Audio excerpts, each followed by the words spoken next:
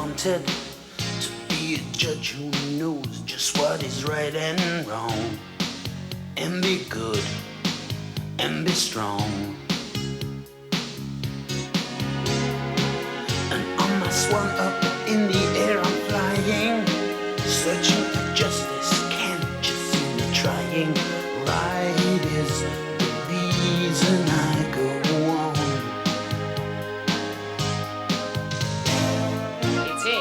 It's Mr. Beagle's, because he found it. But I dispute that fact because I am the lawyer who's defending Mr. Mouse. Yes. But then, sir, I think you're wrong. You're very pushy, but because I am a good lawyer, I know what we can do. Let's hear the judge. Yes, because only our friend Klaus can solve it. I hear the wisdom coming from the gnomes now, and all together we have got the know-how, because we are people of peace.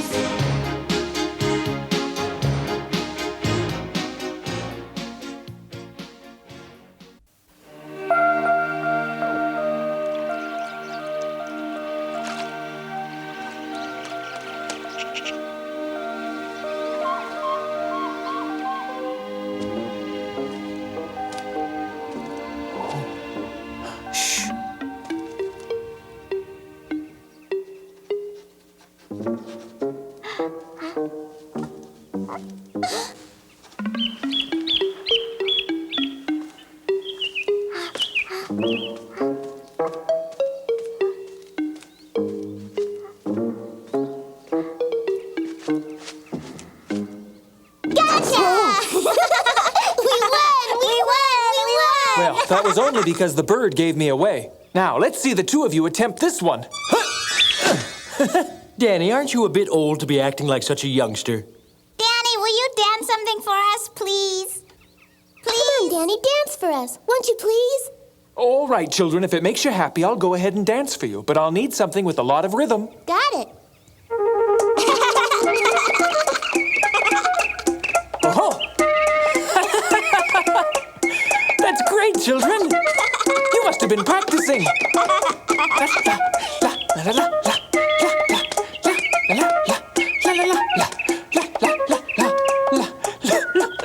Do you really think I can concentrate with you two making so much commotion?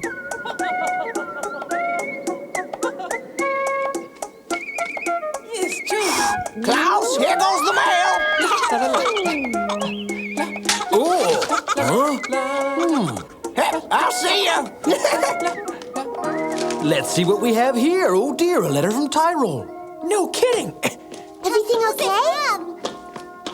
Is it from KILLIAM? Yes, and he says he'd be very grateful if I could go there and lend a hand. He's got a slew of cases in which he could use assistance. Well, there's that call of the gnomes, but what can we do when we have so much work that needs to be done here at home? Yeah, especially you who spend most of your time dancing and playing with those two children. Well, yeah, but when I am working, I'm sure a handy little helper, don't you think so? Instead of flattering yourself, Danny, you better make sure that most of the plans for the Can we go journey with are... you? Huh? We promise if you take us to Austria, we'll be very good. My dear children, now that won't work at all, because you see, this is the judge's business trip. Well, let's make a deal then. You must promise to bring both of us a nice souvenir from Austria. Yeah, something special. All right, how about this? I promise if you two promise to behave while we two are away. Deal! Well, there you have it, children. Now, if you don't mind, Danny and I need to be alone to take care of some matters concerning our trip to Austria. All right, bye-bye.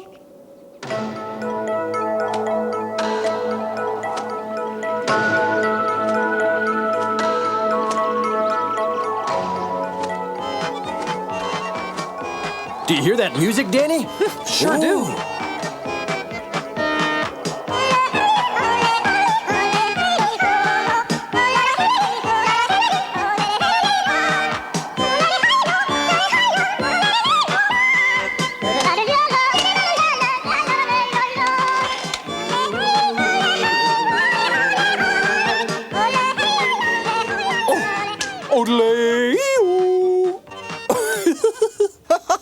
friend KLAUS.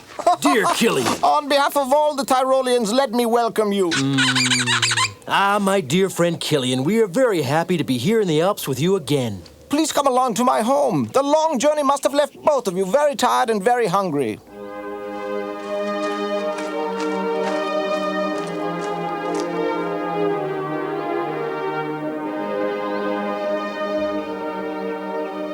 It's a lovely home you have here, KILLIAM. Goodness knows it's been a long time. I would have liked to have held the trial here, KLAUS, but because of extenuating circumstances, it is impossible. Why impossible? Because the very first case on our agenda is the one of the ducks against the deer. And naturally, we cannot fit a gigantic deer into a house as tiny as this one. Hey, could we make it an outdoor trial? How about that? And that way all the animals will be able to attend, and I may even wind up with a tan. That's splendid. And now both of you should go up and get some rest. You must be very tired. I'll wake you up. Yes, you're absolutely right. We are a little tired from our trip, and tomorrow we have a very busy day ahead of us, so you better get some rest as well, my friend. That's a fine suggestion. Schlitzweitz.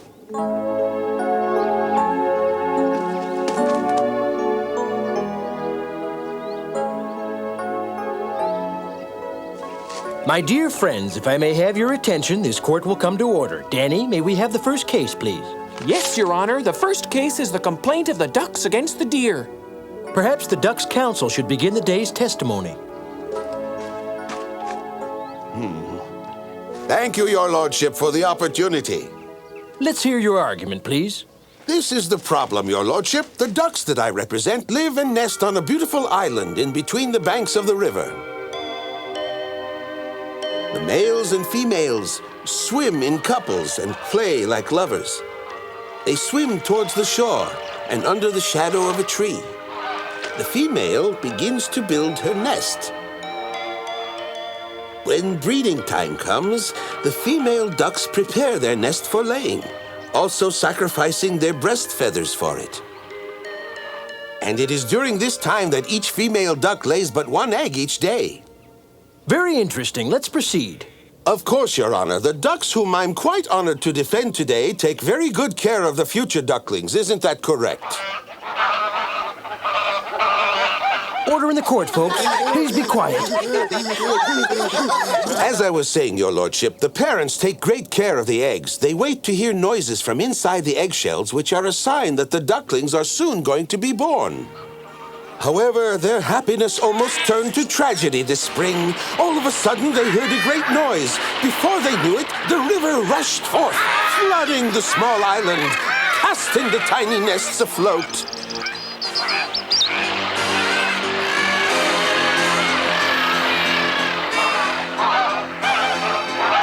In an attempt to save them, risking their own lives, their parents followed. Yes.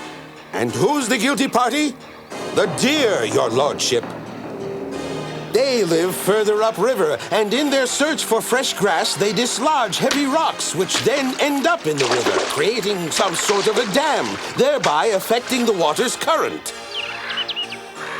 And so, Your Lordship, the flow of the river narrowed until it suddenly broke the dam, creating the horrible nightmare that rushed downstream.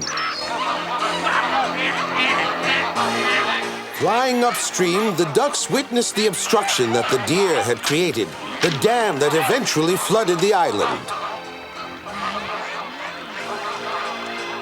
The deer saw the ducks, but they thought they were just saying hello. They were totally unaware of the terrible tragedy they had created. Are you through with your argument? Yes, Your Lordship. Very well. Who represents the deer? Your Honor, I am their counsel. I do, sir. It's your turn to speak up. What evidence do you have to enter for the defendants? Your Honor, as you very well heard from my colleague, my defendants didn't do it on purpose. What has happened in this case is the result of some unforeseen extenuating circumstances. There are some hardships. Allow me, please, Your Honor. The deer and the other animals can't find food because the snow covers everything. During the winter, it is all they can do just to survive. So when spring comes, everything changes, and the deer can find some food at last. To get to the grass, they kick aside the stones. They had no idea the effect the stones would have when piling into the water. And that's all there is to it. Yes, they are guilty, but they meant no harm to anyone, Your Honor. Very well. Now I'll give you my verdict. Are you ready, Danny? Yes, Your Honor, you bet. I'm ready. As per the ducks, You must build your nests in safer places, away from the shoreline and much further upstream, where you needn't be worried about being disturbed by turbulent waters, no matter how high they may reach. Don't you see? Don't you worry, your lordship. They will do everything as you say. Fortunately, we're still very early in the season.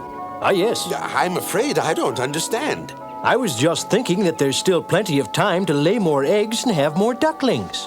You're absolutely right, Your Honor, isn't he? And here's my sentence to all the deer. Because they caused a disaster without them knowing it, That is correct. All they wanted was to find some food, Your Honor.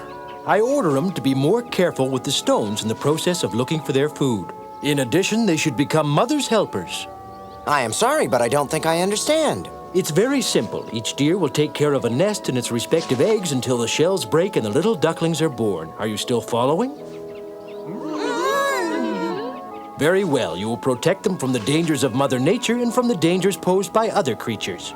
Your Honor, they will all obey with pleasure. I will completely assure you of that. Good. Then that is the end of all our problems. Danny, do you have the verdict to be signed? Here it is, Your Honor. Aha! What a beautiful drawing. Oh. Well, Your Honor, I couldn't resist. They're very pretty. Thank you, Your Honor.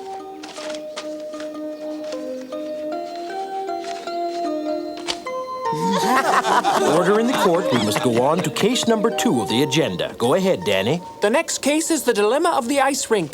Klaus, before we start, I'd like to say something. The circumstance that I'm about to submit will probably bore the animals to death. It is of no interest to them whatsoever. It's something that only concerns us gnomes. If they get bored, they're free to go. What is wrong, Killian? Well, it's about our famous skating championship. All the animals of the forest have seen it. They've even enjoyed it with us. We've had so much fun together, but unfortunately during the past few years, it has turned into a female-only competition. Men don't want to know anything about it. We have, however, a great female champion, a very beautiful girl called Greta. There is only one male contestant. His name is Bruno, who is already 390 years old and, of course, has become very clumsy. While he may be old, he is determined.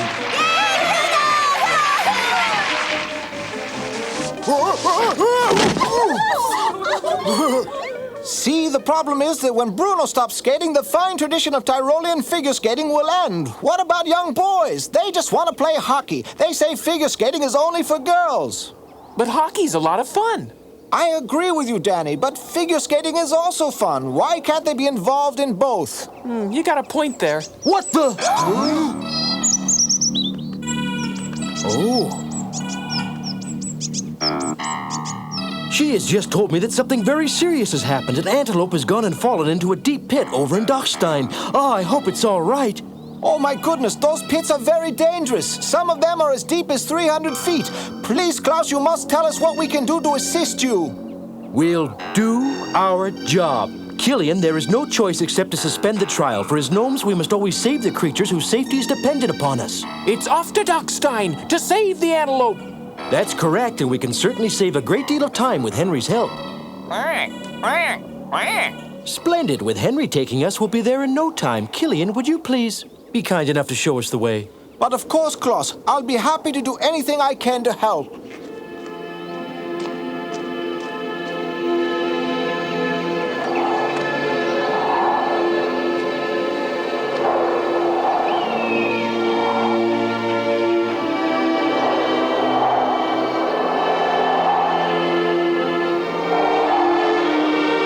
The view of this valley, surrounded by those mighty hillsides, is truly a wondrous sight, Killian. Our land is full of great contrasts. We have from very green valleys to very white mountains, as you can see there. Those mountains we're going to, is that whatchamacallit? Dachstein, and their majesty is breathtaking, isn't it? My, just look at all the dark clouds, Killian. It is going to rain. We mustn't lose that swallow. Don't worry, Henry won't lose her. He's got as good a sense of direction as that swallow.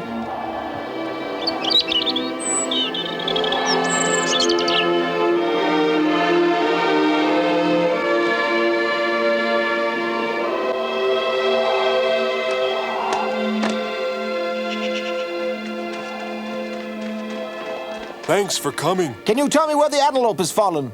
Very far from here, way up on top of those mountains. I suppose you've prepared a rescue team already. Yes, everything's being organized. They're getting ropes, pulleys, medical help, everything that is necessary. We'll be ready to go. That's terrific. Still, we have to act a little more quickly if we want to save the poor creature. All right, everybody, let's get a move on, Henry.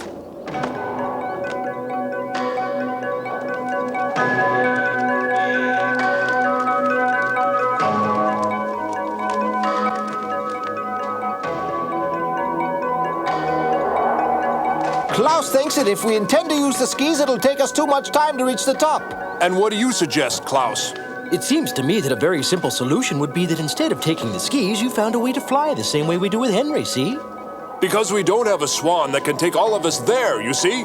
Well, you can use the ducks. That's what they're here for.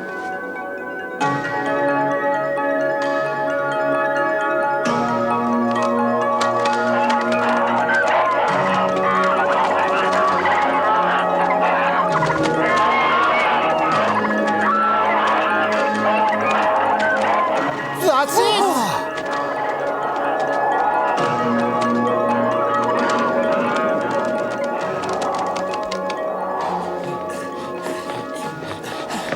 It sure isn't going to be an easy job, Killian. Okay, throw me the rope!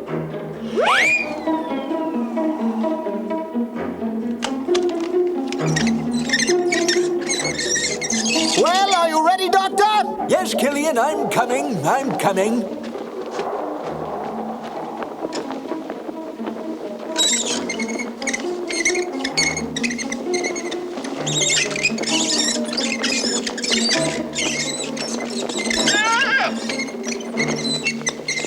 I can't see the antelope yet. This pit is deeper than I thought. Ooh, I can see we're gonna have a little trouble keeping the poor animal from hitting against the rocks while we're getting him up. Don't worry, we'll be able to do it. The antelope will be just fine, lad.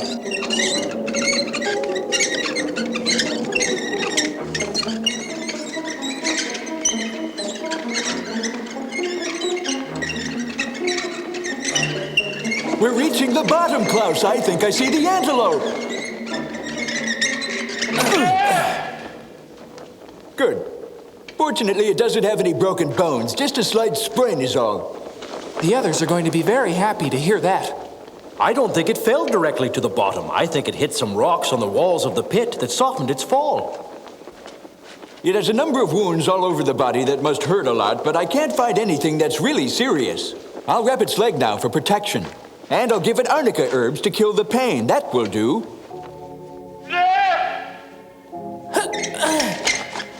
Doctor, we're ready when you are. The antelope is all tied up with a rope.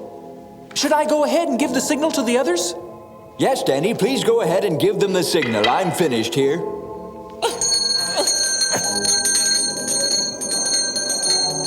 All right, heave-ho!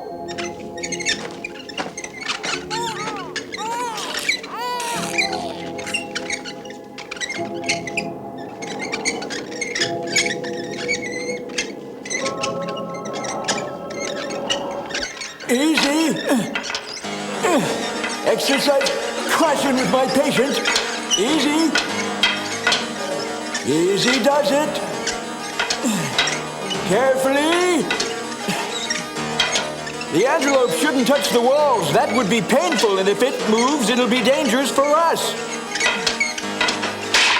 Oh, no! Oh, hey! Something is happening, men! Hold onto the rope!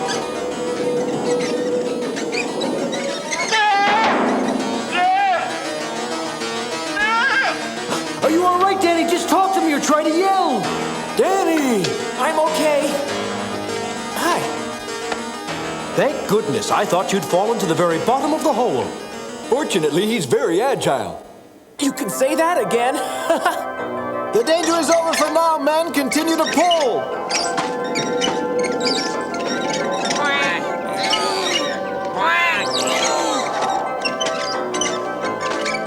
I see them now. Pull on, my friends.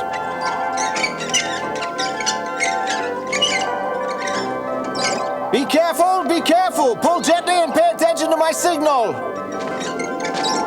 Put it down now, Hope.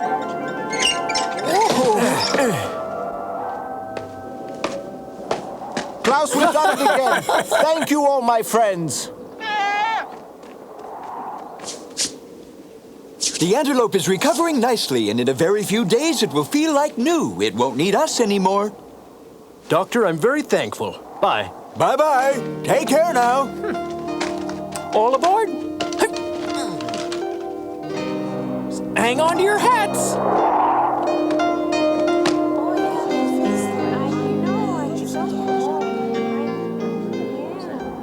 So, is the reason you gathered us together today because you already have the solution to our skating problem? Don't ask me, Killian. You should ask Danny. Well, Danny, what is it? You better ask the judge, I'd rather not tell you yet. Wow, what a wonderful idea! Couldn't I just have a hint about what you're talking about? Well, you look so intrigued that I will tell you. Somebody has to break the ice, and that person will be Danny. To break the ice? What are you talking about, Klaus? We just built that rink with our own hands, and the surface is perfect like a mirror.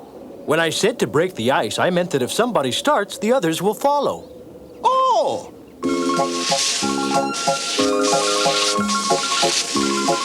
I never knew Danny had such dexterity. That's the card I had up my sleeve to play, my friend.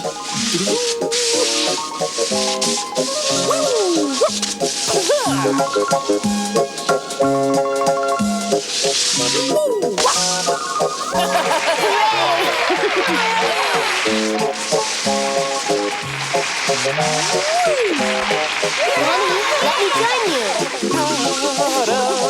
Let's skate together.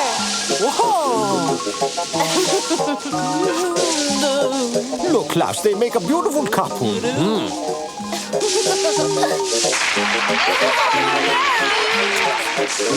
Now ready? Up you go!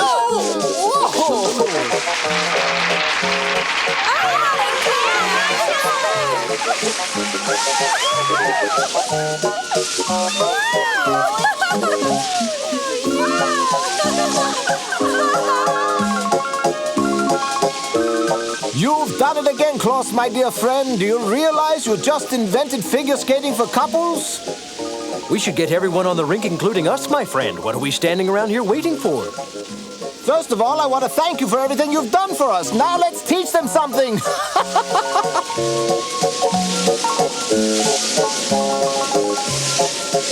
Slits of ice.